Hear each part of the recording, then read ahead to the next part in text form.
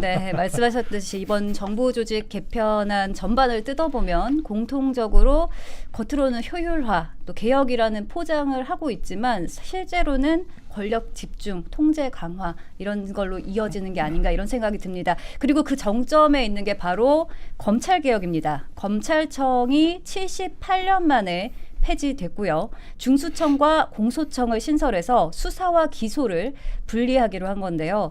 중대범죄수사청, 즉 중수청은 행안부 밑으로 들어가서 부패, 선거, 마약 등 9대 주요 범죄를 수사하게 되고 공소청은 법무부 밑으로 들어가서 기소만 전담하게 됩니다.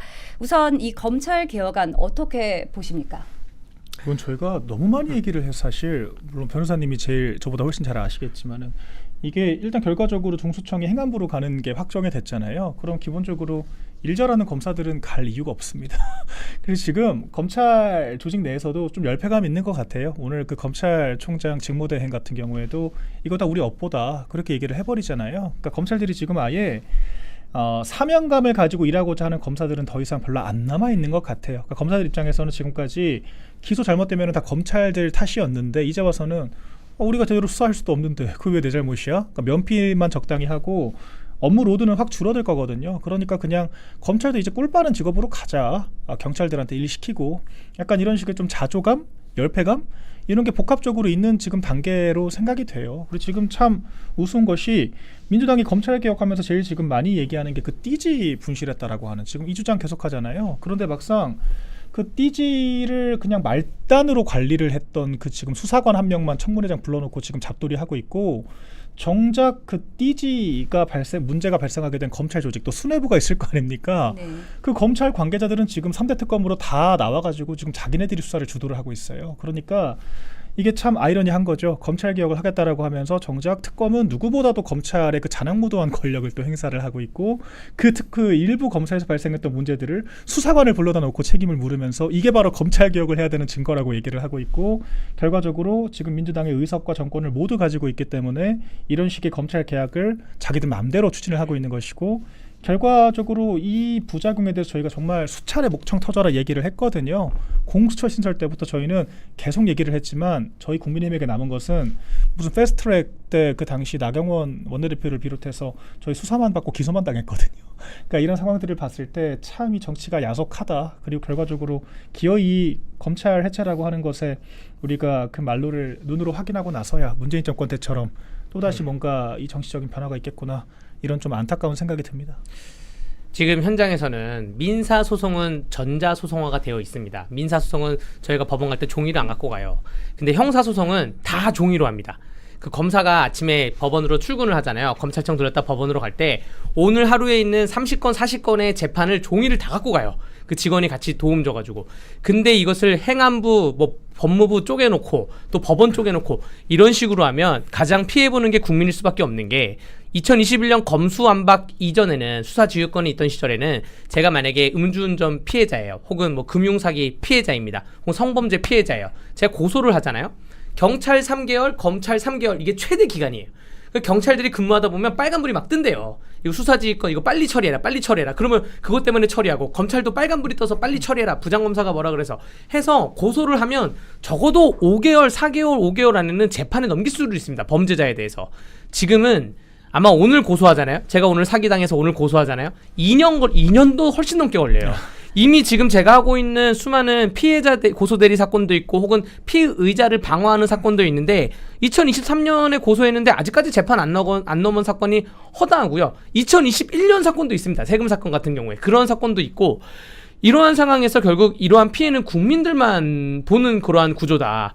경찰, 검찰, 법원 3단계를 지금은 7, 8단계로 쪼개놨고 단계마다 붙여 다 나눠놨잖아요. 이 종이 들고 왔다 갔다 거리고 이거 아마 제가 장담컨대 한 2년 있다가 이 문제 때문에 많은 학자들이나 또 일선에 있는 현장에서 다 들고 일어나가지고 결국에는 검수 원복을 해야 되지 않을까 저는 그렇게 생각이 됩니다. 네. 네, 법조계에서도 강력하게 반발이 나오고 있는데요.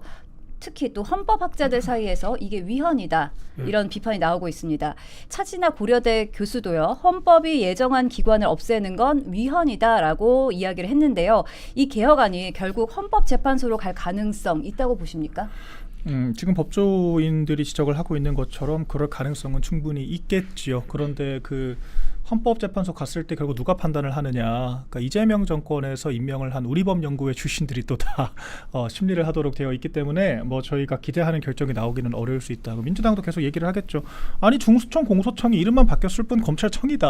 뭐 이제 그런 식으로 또 주장을 할 것이기 때문에 결과적으로 이런 좀 말장난과 이 권력을 장악한 이런 좌파 세력에 의해서 결정될 확률이 크다라고 생각을 합니다. 그러니까 그런 안타까움을 넘어서서 일단 저희가 논리적으로 할 말은 해야겠죠. 그러니까 우리가 모든 일을 할 때 책임자를 분명하게 해야 일이 돌아가. 이건 조직 생활을 해보신 분들은 누구라도 공감을 할 만한 내용일 겁니다. 그런데 수사 기소권을 분리하게 되면은 이 사건이 우리 변호사님 말씀하신 것처럼 2년 3년 동안 공중을 떠돌면서 해결되지 않았다라고 했을 때 누구에게 책임을 묻죠? 수사를 못한 경찰입니까? 기소를 안 한 검찰입니까? 그리고 이 사건이 재판정에서 제대로 된 입증을 못해서 결과적으로 패소를 한다라고 했을 때 누가 책임을 집니까? 수사를 제대로 못한 경찰입니까? 아니면 기소를 제대로 못한 검찰입니까? 네. 그러니까 여기서부터 책임 소지가 굉장히 불분명해지기 때문에 거기서 좀 문제가 발생한다라고 생각을 하거든요. 결과적으로 이 지연된 정의로 인한 피해자들은 일반 국민들이 될 수밖에 없고, 심지어 지금 저희가 수차례 거듭 강조를 하잖아요. 그나마 보안 수사권이 있어서 지금 검찰이 보안 수사를 해왔기 때문에 바로잡힌 여러 미제 사건들이 있습니다. 대표적으로 고의정 사건 같은 것들, 경찰 초동수사 미비가 지적이 되면서 미제 사건으로 남을 뻔했던 것을 검찰이 바로잡은 거거든요. 이런 사건이 지금도 다 보고가 되고 있는데 이런 것들을 싹 뭉개버리고 보안수사권까지 다 적폐라고 폐지를 하겠다라고 하면은 과연 이게 중수청, 공소청이라고 하는 이런 형태로 검찰 조직이 기존의 기능을 그대로 할 수 있을 것인가? 전혀 할 수 없을 것이다. 이렇게 보여집니다. 그 지금 이 위헌이냐 아니냐 헌법재판소의 관점은 지금 판사님들이, 법원장님들이 굉장히 발빠르게 들어가고 있어요. 9월 12일 날 전국 법원장 임시회의를 개최합니다. 이렇게 개최한 적이 없는데 그렇죠. 지금 그 행정처장, 법원 행정처장, 천대엽 행정처장이 위헌이라 얘기했어요. 사실 법원 내부에서도 정부의 정책에 대해서 또한 불만의 목소리를 낸 적은 있습니다. 뭐 심하다, 혼란이 가중될 거다. 근데 이렇게 직접적으로 위헌이다라고 나온 적은 없는데 지금 민주당이 하는 정책에 대해서 법조인들은 이렇게 생각해왔거든요. 아, 설마 하겠어? 대통령이 헌법 84조를 이유로 해서 재판 정지시키고 이런 문제에 대해서 설마 하겠어 했는데 지금 설마가 다 사실이 돼가고 있습니다. 검찰청 해체한다고 정청래 대표가 추석 전에 해체하겠다에 대해서 설마 하겠어 했는데 설마가 사실이 됐잖아요. 지금 어디까지 왔냐면 법원 개혁은 대법관 수를 14명에서 100명까지, 최대 100명, 보통 30명까지 늘린다고 민주당 계획인데 14명에서 늘리고 또 판사들 평가제 하고 또 대법관도 원래 헌법에 의하면 대법원장이 추천하고 대통령이 임명하는 걸로 되어 있는데 시민단체가 추천하니 뭐 이런 얘기가 나오고 있고, 가장 지금 법원에서 놀란 거는 내란 특별재판부 설치예요. 이런 식으로 가면 검찰을 수사청, 기소청 쪼갰잖아요. 네. 그런 것처럼 법원도 야 이제 앞으로 법원이 일반 재판부, 특별재판부, 무슨 또 어떤 재판부 다 나눠서 법으로 쪼갤 수가 있구나. 대한민국에 어떠한 정치적 사건이 발생하면 이거는 그 민주당이 법으로 특별재판부를 만들어가지고 그 특별재판부 그 내란 조치법에 의하면 희한한 게 민주당과 조국혁신당만 판사를 추천하도록 되어 있어요. 국민의힘은 추천을 못하도록 되어 있습니다. 개혁신당도 추천을 못하도록 되어 있고, 그러한 구조 속에서 지금 법원장들이 또 법원이 판사들이 굉장히 발빠르게 움직이고 있기 때문에 어떠한 다음 주쯤 되면 이재명 정부 출범 뭐 100일이라 그래가지고 많은 걸 준비하는 것 같은데 사법부에서는 그와 충돌하는 메시지가 좀 나올 것이다 생각이 듭니다. 이걸 또 약간 우스갯소리로 구조적으로 보자면 예전에는 판사님들이 아예 그럼 막 힘들어 나갈래? 나가서 변호사 할래? 라고 하는데 지금 변호사 수가 1년에 한 1,500에서 2,000명이 쏟아져 나오고 있으면서 시장이 굉장히 포화됐기 때문에, 그래서 정관예우 이런 건 없어진 지 오래됐고요. 그렇기 때문에 그 법원에서 옷 벗고 쉽게 나올 수도 없는 상황이다. 자기 목소리를 낼 수밖에 없는 구조입니다. 조금만 부연을 하자면 이 천대엽 법원행정처장이 위헌이라고 언급을 했다라고 하셨잖아요. 이 사람은 심지어 문재인 정권에서 임명을 한 사람이에요. 네. 그러니까 오죽하면은 민주당 진영에서 임명을 했던 사람조차도 위헌이라고 하는 단호한 이야기를 할 정도로 지금 문제가 많다라고 하는 거고, 지금 대법관을 기존에 14명에서 26명으로 늘리는 안이 유력하다라고 하거든요. 근데 왜 26명이냐? 기존의 대법관들 중에서 약 10명 정도가 보수 정권, 그러니까 보수층이다, 뭐 보수적이다 이렇게 평가를 받고 있기 때문에 이런 구도에서 이 대법원을 완벽하게 장악하기 위한 최소 숫자가 26명인 겁니다. 그러니까 기존의 대법관들의 임기를 무시하고 대법원을 장악하기 위해서 입법 꼼수를 부리고 있다라고 하는 거고, 이런 사례가 우리나라에만 있던 것이 아니에요. 유럽에도 그런 사례들이 왕왕 있어 왔는데 그 당시 해당 국가들은 유럽 연합 차원에서 제재를 받았습니다.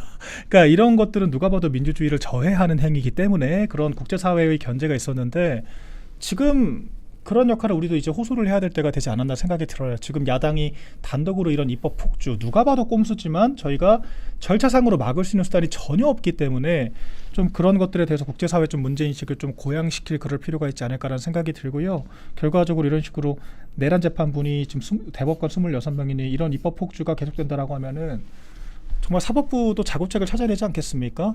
이재명 대통령 재판은 제가 보기에 재개할 수도 있어요. 그리고 그 네. 재판 재개라고 하는 게 헌법상 전혀 위법성이 없습니다. 재판을 재개하면 뭐 일부 이제 검사 오히려 이 재판이 재개되면 이제 이재명 대통령 측이 헌법 소원을 할 수는 있겠죠. 뭐 내가 대통령으로서 특권을 가지고 있는데 이걸 왜 사법부가 마음대로 하냐. 근데 그때 다퉈보면 되는 문제인 것이고, 이런 식으로 피고인, 그러니까 이해충돌 문제가 있는 피고인이 대통령이 됐다라고 해서 이렇게 좀 사법 시스템을 교란시키는 것은 사법부 입장에서도 대단한 문제의식을 가질 수밖에 없다, 이렇게 보여집니다. 재판 재개할 수 있다는 거에 좀 이유를 덧붙이자면, 같은 판사가 헌법 84조를 해석을 해가지고 나는 대통령이 재판받을 수 없다고 생각해 라고 해서 중단했잖아요. 내년 2월 되면 판사 인사이동이 있습니다. 3월 달에 새로운 판사가 와서, 아니 법이라는 게 이제 다수설 소수설이 있고 긍정설 부정설 등 해석을 하는 해석학인데, 아니 내가 해석하기에는 헌법 84조를 보면 대통령이 기소가 못 되는 거지, 기소한 이후의 재판은 대통령도 재판을 받아야 돼. 심지어 이재명 대통령도 예전에 그렇게 얘기하지 않았냐 라고 해서 인사이동돼서 새로운 판사가 재판 변론 재개하겠습니다 이렇게 할 수가 있는 그렇죠. 거예요. 그렇기 때문에 이것이 근데 사법부 입법부 행정부가 서로 견제하는 독립기구인데, 정말 안타까운 게 그 두 가지가, 사법부에 안타까운 게 두 가지가, 첫 번째가 조희대 그 대법원장에서 대법원 시스템에서 파기 자판하지 않고 파기환송한 하나랑, 또 헌법 84조에 의해서 대통령 재판 안 한 거, 이 카드를 이미 다 써버리니까, 그러니까 대통령실과 민주당이 바라보기에는 사법부는 뭐 아무런 가지고 있는 카드가 없어 해서 이렇게 막 지를 수가 있는 것이고요. 그런데 알고 보면 내년 3월에 인사이동 이후에 새로운 변화가 올 수도 있다. 그렇게 좀 두 손 모아 기도를 해보겠습니다. 네. 이재명 대통령의 재판이 재개될 가능성까지 짚어주셨습니다. 사실 국민으로서는 이것도 좀 걱정이 됩니다. 경제, 증권, 선거, 마약 범죄처럼 전문성이 필요한 수사에서 검찰의 노하우가 사실상 증발되는 거 아니냐, 이런 것도 걱정이고요. 또 경찰은 수사 범위 제한이 없고 이제 완화 장치가 없어지는 거 아니냐, 이런 것들이 자칫 수사 공백이나 혼란으로 이어질 수 있다, 이런 걱정이 이어지고 있는데, 이에 대해서는 어떻게 보십니까? 이미 현장에서는 그런 문제들이 이미 벌어지고 있습니다. 특히 이제 지능범죄 수사 같은 경우에는 경찰들이 검찰만큼 노하우가 없고 또 법리를 이해하지 못하고 있는 경우들도 많기 때문에, 사실 경찰들이 다 로스쿨을 갔다 온 건 아니잖아요. 그렇기 때문에 법률적인 지식이 상당히 검찰들에 비해서는 떨어질 수밖에 없는 한계가 있거든요. 그렇기 때문에 어떤 혐의와 어떤 죄목을 적용을 해야 될지조차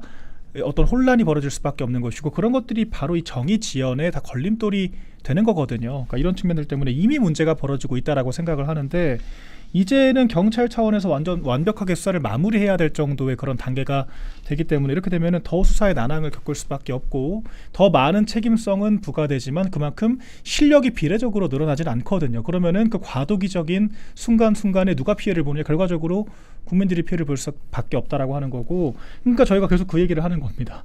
일부 검경 수사권의 분리만으로도 이 정도의 지금 부작용들이 노출되고 있는데, 이걸 완벽하게 분리시키면은 어떤 혼란이 초래되겠느냐. 근데 지금 그런 완충 장치가 전혀 존재하지 않고 있다라고 하는 것이 지금 가장 큰 문제다, 이렇게 보여집니다.